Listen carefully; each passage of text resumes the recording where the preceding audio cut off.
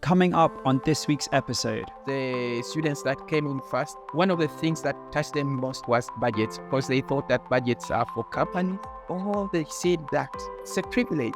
This thing I can also do, which I thought that it is not meant for me. hello and welcome to the Transformation Podcast with Metamorphic. My name is Jordan and I'll be your host as we interview team members and special guests to be inspired and empowered to bring transformation wherever we are. You can head to our website metamorphic.global for more resources and opportunities to bring transformation around the world. Welcome to the Metamorphic Zone, where we laugh at the impossible and then do it.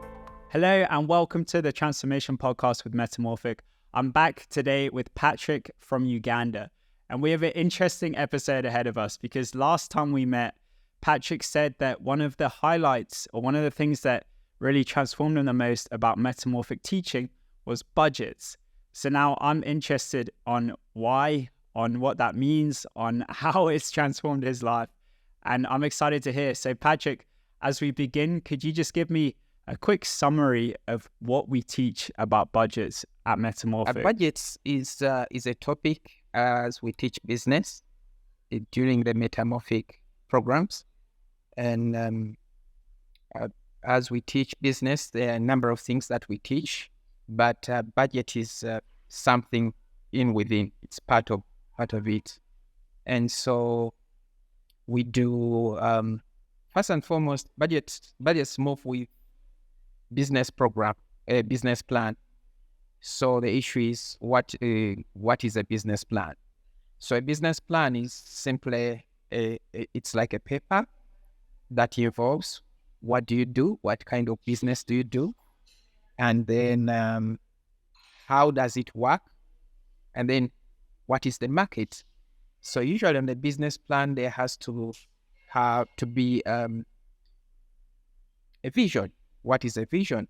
For example, the vision has to be something big, something that stretches the individual such that the best comes out of the person. For example, a business vision can be to become the largest, most influential poultry farmer in my district or in my area by buying high quality chicks and then growing them for about 3 months or 8 months and selling them at a profit. So becoming the largest, most influential in my district or in my country stretches somebody. So that means that person has to plan. That person has to think. The best has to come out of the person. And that business plan has to involve how will that business help you, your family, and then how will the community benefit, and then also how will the church benefit. So you can see that all those things require a plan. And that's when you bring in the budget. And that's when you make a budget for how that poultry farm, how that piggery farm or produce shall come to pass. How shall you be a largest, most influential poultry farmer in your district, in your country? You can't become that unless you have a budget and unless you plan. So you realize that life happens by design and not default. It's not, you don't just get there, plan.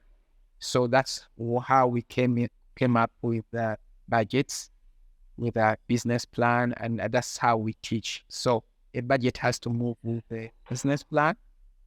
They move hand in hand. And when we're talking budgets, are we talking like monthly budgets, yearly budgets? What does that look like?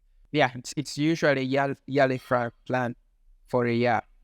Yes, for a year. But it is interesting because there are some students who have very small businesses, like selling of tomatoes, onions. You know, Uganda is a third world country, and you imagine being in a third world country and then you're poor or poorer, but then you have to come up, and then that student has to be helped because that business is also valuable, however much.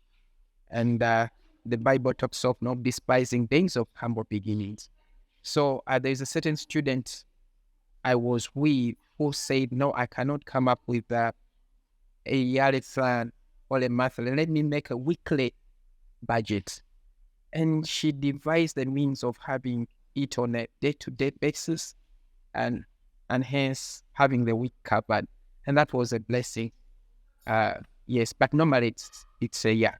So for the normal church planter who comes to our program, what is their usual source of income? How do they earn money before they come to our program and get trained to start a business? Uganda is basically agriculture centered. The biggest percentage of people are agriculturists. They are farmers, and not this kind of mechanized farmers, but at least they have their farmers. So majorly they grow crops, beans, maize, and a number of things in that category, and also raising animals. I remember I was in Uganda, and the source, like the fruit and the vegetables and all of those things, were just incredible. I remember the mangoes there are amazing, and the church planters were saying to me that these mangoes, they're everywhere. Like they go rotten because there's so many. And I'm over here in Europe and we're paying like quite a bit for a mango, and it's nothing near as nice as what you get there. So you're really blessed as a country with your agriculture, with your soil, with growing crops. Yes, if I can come in a little bit, sometimes we have been so blessed in that area that we sometimes take it for granted. For example, when Metamorphic comes in as with this kind of program that helps you not to take for granted what you have, you see how you value that. And because it comes so naturally to us, we may not look at it the way you look at it. But then if having been taught how, because Metamorphic teaches people to value what they have, even if it's one bird, even if it's two birds, even if it's just a banana plantation, you have 2 or 3, don't look at it as just a banana plantation, just a mango tree. Think through. Do your best, because God has a plan for you. He has a plan for everything. And so many students have put a lot of emphasis, a lot of value to what they have, and they have reaped greatly. So let's stick on that topic for a minute. One of the things that it sounds like happens is the church planters, maybe they're doing something to do with business beforehand, or they have a source of produce or something. What changes after the Metamorphic program? How do they go from having a banana plant or a mango tree to using that to really generate income and to be a blessing to those around them? To begin with, the mindset was what you think determines what you believe. What you believe determines what you speak. And then also what you speak influences the outcome of your life.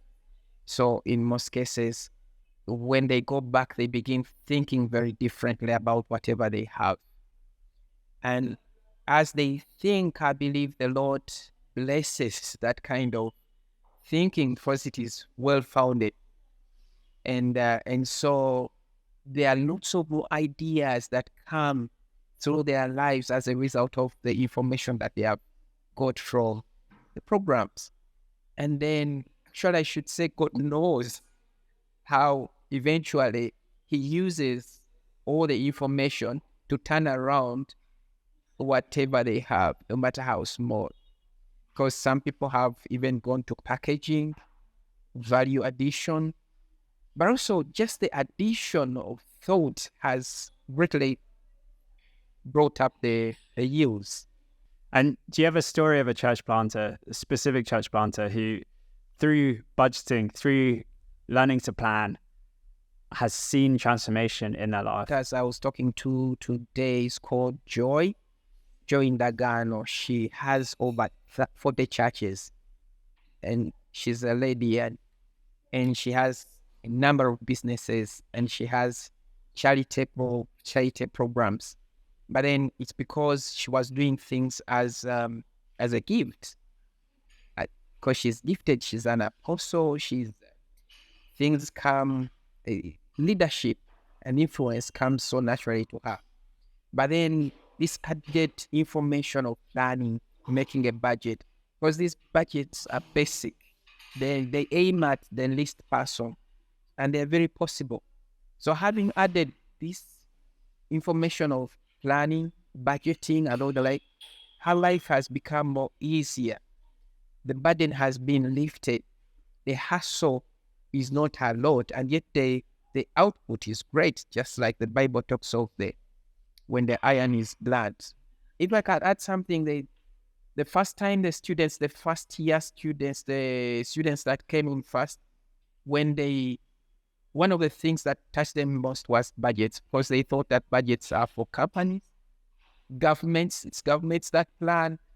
And when they came back for follow-up, all they said that it's a privilege that I can budget. It's such a great honor that this thing I can also do, which I thought that it is not made for me. And for that matter, it was such a blessing. But also hearing such information, because I believe that somebody can die with a lot of potential in that person, but what Metamorphic provides is the key to unlock all that potential. You've mentioned before that you've seen transformation in your life from budgeting. Can you tell me a bit more about that? I have seen a lot of transformation. My life, I should say, has been evolving. As I got saved a bit earlier in my life, and I got a passion to serve the Lord. And I've been serving the Lord for over 20 years. And so when we got saved, we were serving the Lord. Everything didn't matter but the Lord. Everything didn't matter but serving to the Lord. Took service to the Lord that we almost even left school if it wasn't for the help. Different kind of help that came our way. And so when I left school, I entered ministry, I didn't care whether I marry, I didn't care where I sleep. All I had was zeal. But over time, things began changing. I got married, and then there are different demands put on you and all the like. And that's how I joined Metamorphic. But also, as we serve the Lord, there are opportunities, there are benefits that the Lord adds. But at times you just move on. So when I joined Metamorphic, learned budgets, learned a number of things. There's a lovely couple in church that gave us land. We started working on that land. They gave, worked on that land, and then started growing a number of things and sell. My wife makes pancakes, very nice pancakes, and she would buy this. Their bananas, special bananas used to do pancakes. So we would grow them. Instead of buying them, she would do the pancakes.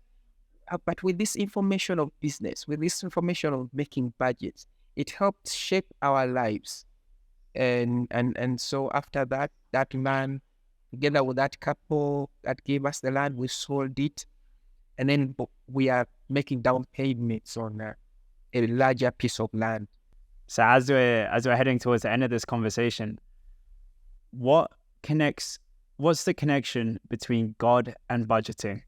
Why is budgeting important for Christians? God says, I know the plans I have for you. Plans to prosper you, to give you a future. He even talks of unexpected end. It's just like building a house with a plan. So a plan is a house. It has not yet put into, it is not yet visible, but it is there in plan. So God expects us to have a plan, to have a mind that is willing to plan. Because if he's a God that plans and we connect with him, I believe some of these things, like my story and a number of things, I believe the Lord is putting these things in our lives to plan with him, because we are co-workers with him and not just be dolls or machines. But if God is a planner, then we ought to plan, not just our plans, but we ought to seek Him. And also, some of this information has ironed us up, sharpened us up, and partner with God and see. But not just plans for our lives, but plans for our communities. Because if He has a plan for me, He has a plan for my country, and He has a plan for everything, because He's the one that created. And He gave me the mind, He gave me the heart, and He wants me to love Him with everything that I have. Amazing. So for our listeners, if they are listening to this and they don't already budget, what's one step that they can take this week to start? Yes, the Bible says that the plans of the diligent lead to abundance, but everyone who doesn't have a plan or who is lazy, just being hasty. But I think to begin with, somebody should just believe that that person can plan, that person can do something. You may not have a complex budget, but at least have a plan. At least do something. At least seek out something that has got to do with planning. And with time, you'll be developing, because some of us, I don't believe I have that mathematic brain, but the desire you put up, eventually the Lord shapes or builds or brings out that gift that is deeply seated. So have a desire to plan, have a desire, because life is by design in the kingdom, but not by default. Amazing. Patrick, thank you so much for being on the podcast and talking to us about transformation through budgets today. Thanks, Jordan. Thank you for listening to this episode of the Transformation Podcast with Metamorphic. Make sure to head to our website, metamorphic.global, where you'll find resources to empower you, as well as opportunities through partnership to bring transformation to the world. Follow us on social media. All the links will be down below in the show notes. Thank you for listening.